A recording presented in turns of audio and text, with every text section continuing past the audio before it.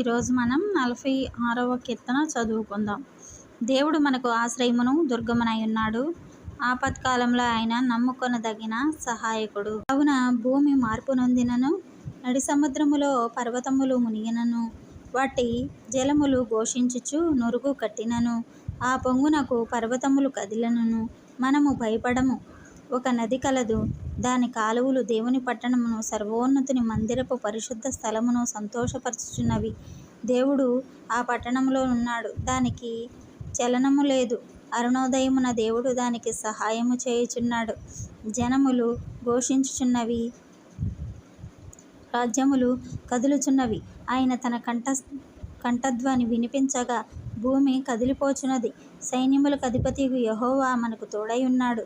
యాకోబు యొక్క దేవుడు మనకు ఆశ్రయమై ఉన్నాడు. యెహోవా చేసిన కార్యములు వచ్చి చూడుడి.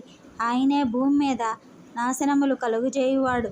ఆయనే భూదిగంతముల వరకు యుద్ధములు మాన్పువాడు. విల్లు విరుచువాడును, బల్లెమును తెగనరుకువాడును ఆయనే. యుద్ధ రథములను అగ్నిలో కాల్చివేయువాడు ఆయనే. ఊరకుండుడి, నేనే దేవుడినని తెలుసుకొనుడి. అన్యజనులలో నేను మహోన్నతుడనగుదును, భూమి మీద నేను మహోన్నతుడనగుదును.